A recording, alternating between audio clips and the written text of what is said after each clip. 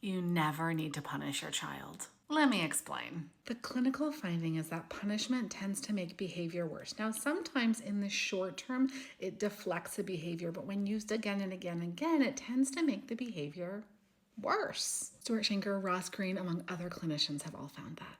Why? Number one, it doesn't teach children what to do.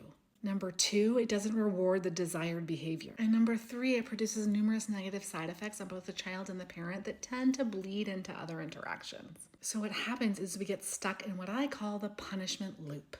Okay, so here's my punishment loop. Let's say the kid misbehaves. They do whatever it is that's bad. And then the parent reminds excessively or punishes. Kids experience excessive reminders as punishment. And sometimes a kid stops. And unfortunately, that stopping is highly reinforcing for the parent.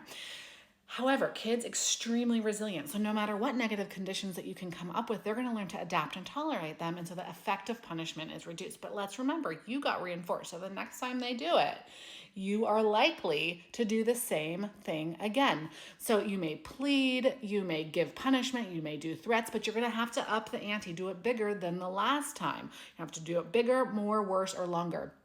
And sometimes that also makes them stop. Okay, it stops the issue. But over time, remember, they're going to adapt, resist, and so the cycle goes.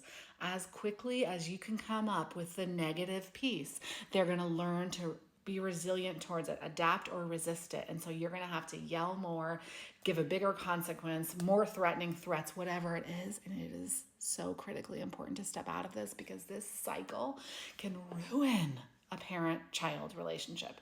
That doesn't mean it's ruined forever. It just means that we've got some work to do to get you stepping outside of this loop. If you are here right now, please go to the link in my bio and book a parenting consult with me, because one of the main things that I do inside of my 12-week parenting program, Guiding Cooperation, is help people get the hell out of this loop.